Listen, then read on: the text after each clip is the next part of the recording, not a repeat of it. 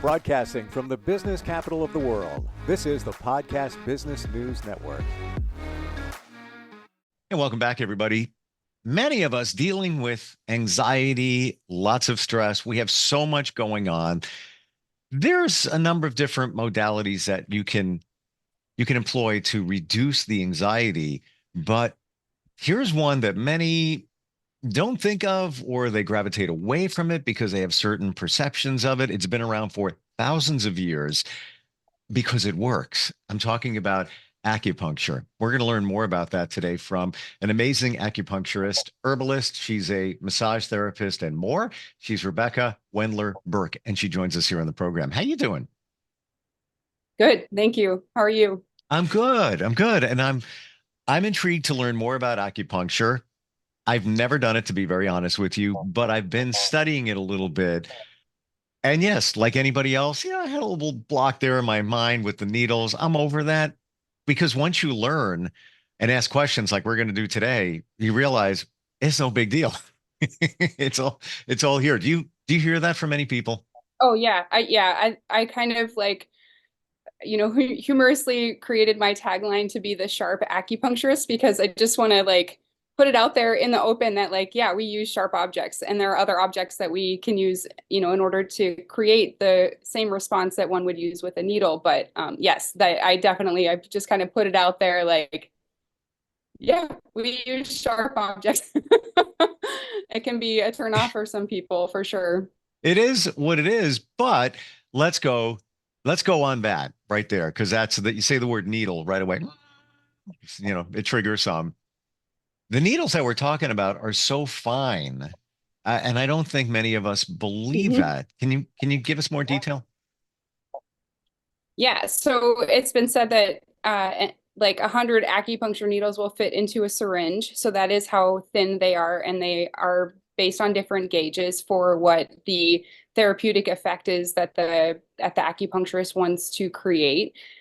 We can employ other things such as ear seeds or moxa or things like that on acupoints so that, if someone does have a needle aversion, that can be mitigated. I myself have chosen to not use needles on certain patients because by feeling their pulse, I'm like, this client doesn't have any chi. So, they're just so deficient that perhaps a needling scenario would result in like some, an adverse response. Like they might, just be so deficient that a needle itself might make them pass out. I've seen that before. And so it really is up to the discretion of the practitioner to be able to accurately gauge, maybe the size of the needle or even no needle at all. Mhm. Like on my child, I have used ear seeds on acupoints because I know for a fact that he wouldn't, sit for an acupuncture session. He'd be too squirmy, but I get the same benefit for sure. Hmm. Interesting. No, and I find it funny that you said he. So it's a male, a man potentially there. Yeah, listen, I had an aversion to um, routine blood tests. I'll be honest. Over the years, you schedule them once a year, whatever it is, and I would put it off like, all right, all right. But why? Because I didn't know how I would react to it.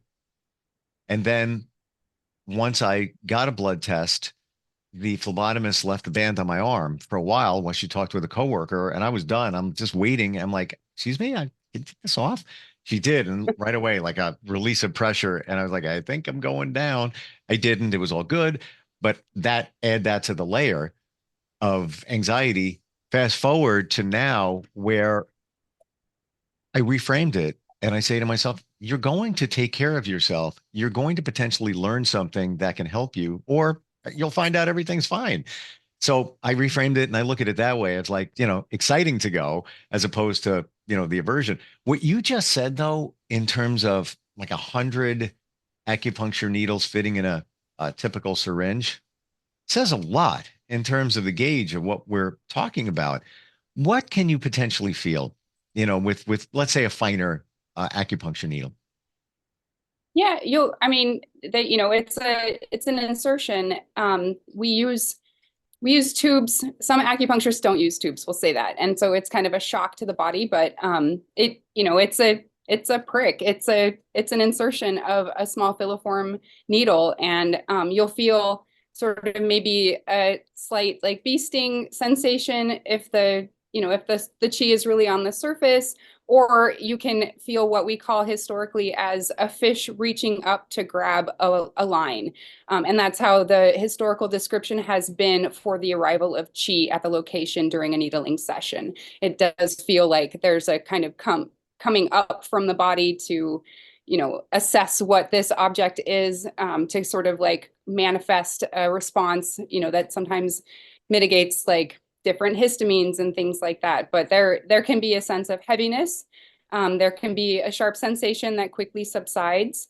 There can be sort of an all over body sensation, right? So like, I'll give you a story of my own first experience with acupuncture. I got kidney 1 needled, which is literally at the bottom of the foot, which is probably the most uncomfortable point that a lot of acupuncturists don't use. And I felt was sure the insertion of the 2 needles, but then I felt this intense cooling that just moved from the top of my body all the way through down my quads and into my feet. And it was just this sort of response of like, I had too much fire going on and things like that. So it can be a local sensation. It can be something like, oh, I just felt the needle inserted. It can be sort of a grander local sensation where you feel that heaviness, or it can be an all over body release. Wow. Okay. Chi, you've said that a few times. Can you explain? Yeah, chi is considered the life force, and it is the electricity that flows through the human body. I like to give the metaphor of, a vehicle, a car with 5 circuits, like, now I'm like totally drawing a blank, spark plugs. That's what the 5 elements can be metaphorically understood as spark plugs. And so in each spark plug, you have a yin and yang polarity. And the chi moves through the electric being of the human body with a methodology, right? There's a pattern of movement through the 5 elements, and how it circulates through the body is attributed to chi movement in a healthy human being. Is chi also? I always thought it was more like a feeling. Would it be? Yeah, yeah, absolutely. I mean, if there is high awareness of one's body, you can feel pain, things like that. That would be an example of chi and blood stasis. Okay. That's how we define it in acupuncture and traditional Chinese medicine. But you can, sort of like have a lilted experience where you are like at a concert or something, and all of a sudden you just have this like, oh, I'm here, and like this sort of like all over body tingling feeling. That's sort of the chi going towards the surface out of excitement and fire. That's okay. Thank you for saying that, because now I got that. Just that feeling of elation, like, yeah, things are good. Yeah. Things are good. Yeah. Okay. Yeah, Wow. there's also, so along those lines too, like the pores and the like are very, inherent to chi and things like that. So like when you get a cold or pathogen and you start to feel some chills and, tingling, or like some hot cold sensations, or even a stiff neck, that is the pathogenic invasion attempting to get into the pores, get into the body. And so the chills and the like is the chi responding to the superficial aspect of a pathogen.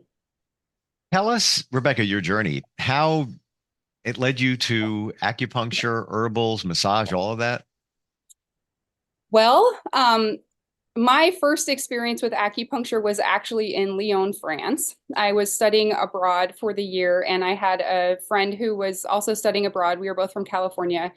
And she was just going through a really bad winter. She just was like really depressed. And looking back on it now, she was absolutely an earth element dynamic. So a lot of overthinking, really had a craving for sweets. And she was contemplating returning home after 6 months. And she contacted her mom and asked her what she should do.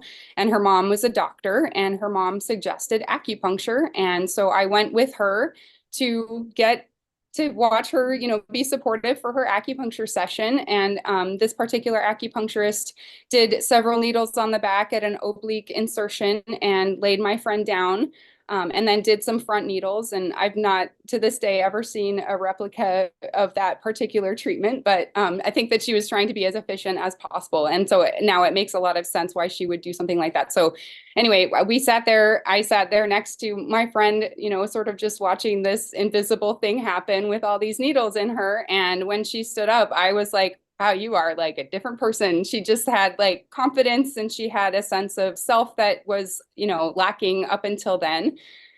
And then fast forward about 3 years later, I found myself in a very challenging work situation. Only a couple of years ago did I actually put the pieces together to what had happened.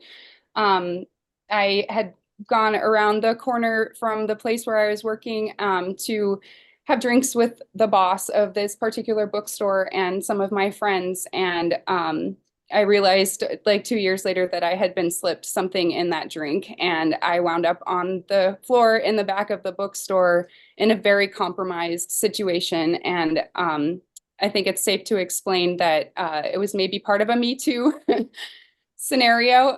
And so I went into like a fiend trauma response. Like I didn't know what had happened, but I was an employee at this bookstore and needed the job. And like, just, I was like 22 and like couldn't make heads or tails of what was going on. I had not had familial support throughout my childhood, so I wasn't able to call a spade a spade. And so in that fiend kind of like even a Stockholm syndrome trauma response, I started to develop irritable bowel syndrome. So after every meal, 45 minutes later, everything was just out, undigested, and I started losing a lot of weight. I started to get joint pain in my hands and my fingers. I had a lot of swelling in the fingertips. And just a general malaise, like just couldn't find the energy, couldn't find happiness, was very dysregulated, we'll say. And so I went to the doctor and they diagnosed me with lupus. And, I was like 22, and ironically, a coworker at said bookstore recommended that I try acupuncture. And having seen the benefits with my friend, I decided, well, why not? I don't want to have to be on a lifelong course of drugs, of pharmaceuticals. I am too young for this. Like, I don't know how this happened. And so I was motivated to seek out something different. I at least wanted a second opinion. And so I sort of gave it my all. I found through 5 branches in Santa Cruz, California, a student-led treatment sort of modality, and there were 4 students, and they were being supervised by a teacher, and they inserted kidney 1 as the first point because I had a black tongue, which is, black tongue is a kind of serious kind of thing. It means that there is so much stasis and chi and blood stagnation that it just manifests as a black tongue. And so they like the whole basically like the whole class was just like, let's look at her tongue. And so I stuck with acupuncture because, as I mentioned before, the sensation of feeling this sort of wash when kidney 1 was inserted bilaterally into my feet was very profound. And I continued to go weekly for 18 months, and I drank the herbal protocols that they had created for me.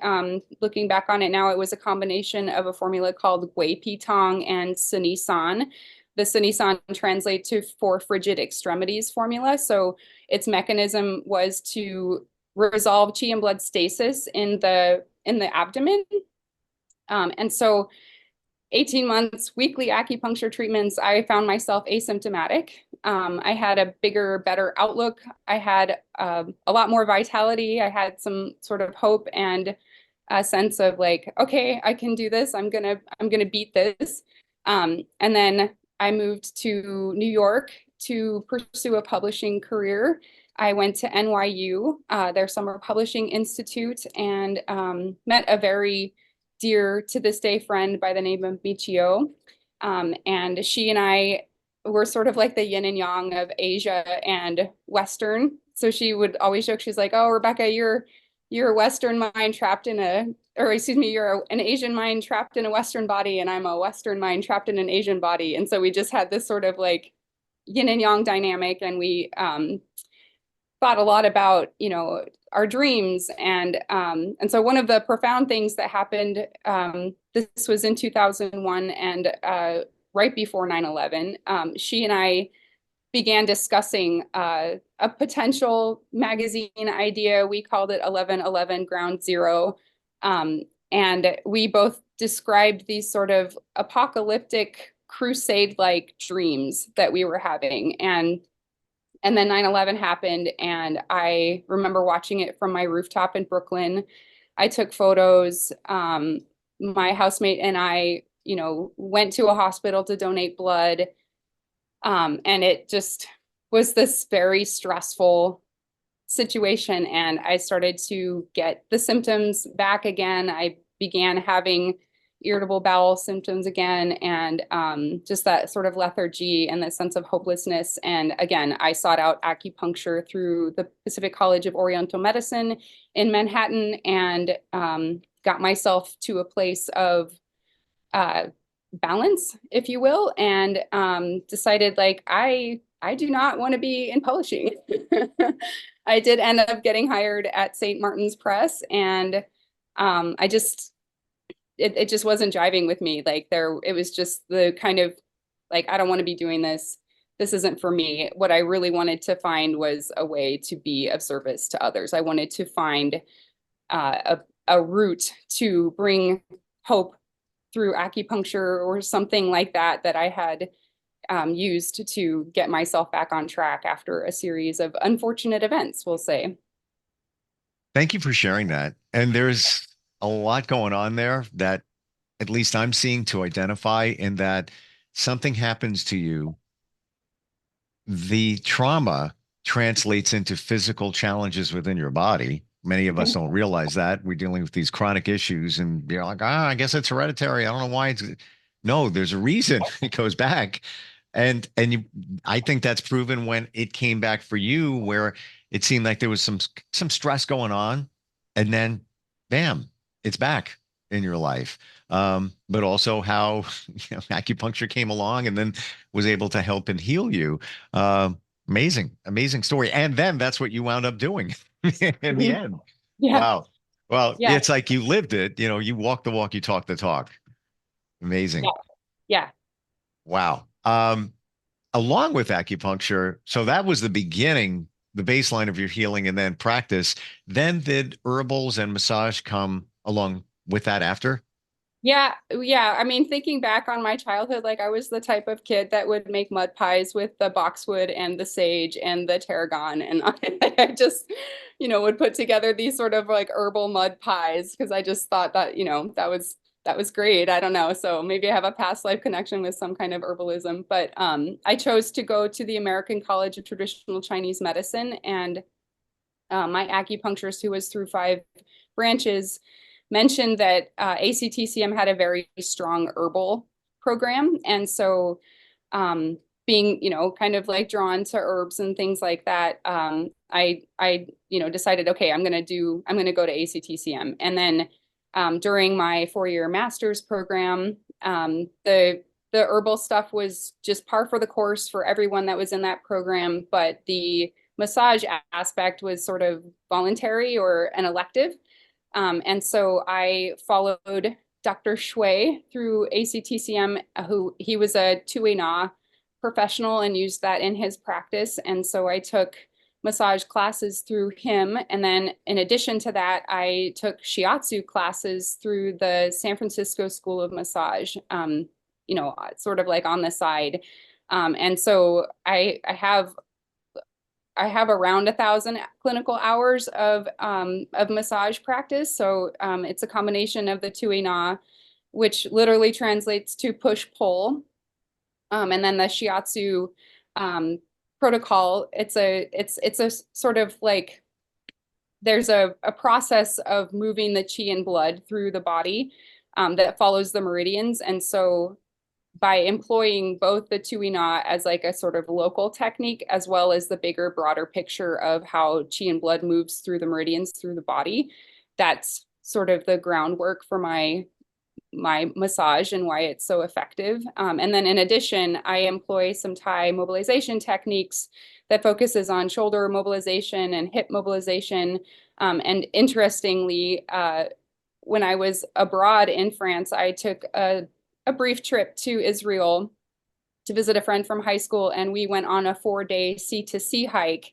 And on the second day, I twisted my right ankle for like the 15th time. And I literally had to walk out of, I was like, I was not like going to get helicoptered out of this ravine that we were in. And so I ended up walking on this, torn ligament ankle for the rest of the hike. And when I got back to France, I was just in a very bad way in my psoas and like my hips and my shoulders and things like that. And so I ended up seeking out a kinesiologist, and he did all of these massage, like mobilization techniques to like open the hips and resolve some, stagnation and things like that. And I absolutely employ that very same protocol with my clients in every massage. Wow. Yeah. I want to just go back on herbals for a moment. I had stomach issues in the fall, and from stress. I know exactly what it was from. Just, a lot of stress started mounting, ongoing, but it was peaking, and had digestion issues, got worried, got to the point where I was thinking even going to the hospital. Now, I had an ulcer like 6 years before, so I was thinking, it's back, or maybe it's a bleeding ulcer. I don't know. I consulted a master herbalist. She made a concoction, no exaggeration, that plus aloe vera juice with pulp in 3 days, pretty much done. It was fine. And then I just continued on that a little bit longer to heal. And that was it. And of course I got scoped right after that, just, and everything was fine. It was like some gastritis, some minimal diverticulitis, which no issues now whatsoever. But that plus minimizing the stress. And now I still have that stuff in a bottle. I gave it to a friend who needed it. And then I actually ordered them the aloe vera juice to their doorstep because it worked for me. So testament. That stuff works. We don't realize it. A lot of us say, eating dandelions and cat's claw, what's that going to do? A lot, because that's a lot. And that, hey, guess what? Where do you think our modern medicine came from? That's right. Plants.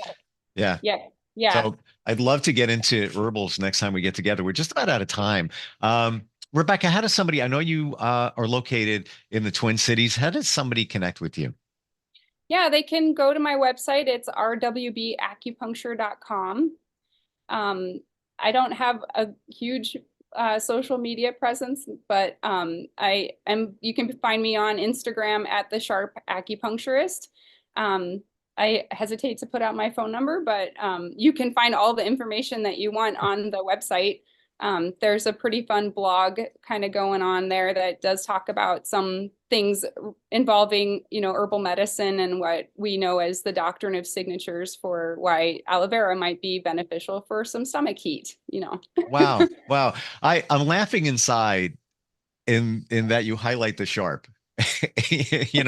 An apple is an apple. Okay. It is, we can't, that's a lemon. I'm telling you, people, so there is, a sharp device involved. However, when you said before that you could take 100 of those, if you're dealing with that gauge, and put it in a typical syringe, that says it all right there. So appreciate your honesty and transparency in all of this. And great talking with you. Really was. Yeah. Thank you, Steve. Likewise. Yeah. Looking forward next time we get together, and maybe herbals. We'll dig into that. Thank you for being here today. Thank you. We will be right back. Are you looking for even more of the podcasts and hosts that you love? The Podcast Business News Network is proud to announce that you now have even more ways to listen live. Check out the MyTuner Radio, online radio box, and Simple Radio apps on iOS and Android, or find us online. Search for Business News Network on mytuner-radio.com, or search Podcast Business News Network on streama.com and onlineradiobox.com/US. Take your podcast on the go and don't miss a minute of the action.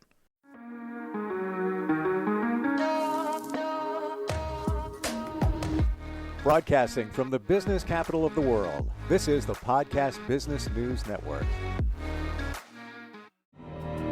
For nearly 2,000 severely injured veterans, everyday life has become filled with barriers. day-to-day simple tasks can become pretty daunting. I have to carry my chair up 2 flights of steps or have somebody do it for me. What scares me the most is just the falling. When I'm struggling with my house, I think, to have that one great barrier just knocked down, I mean, it's crucial. Home for Our Troops is a wonderful nonprofit that builds a mortgage-free, fully adaptive, handicap-accessible house. And there's no catch. It'll be our very first home that we've ever owned. This is a game changer. This is where your life begins again. We need you to join us in completing this important mission. Please visit hfotusa.org and help build homes and rebuild lives. Because of you, everything's going to be okay.